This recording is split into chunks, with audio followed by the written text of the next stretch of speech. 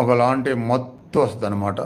అది దాన్ని ధ్యాన మత్తుగా మార్చుకోవాలి కానీ నిద్ర మత్తుగా మార్చుకోకూడదు.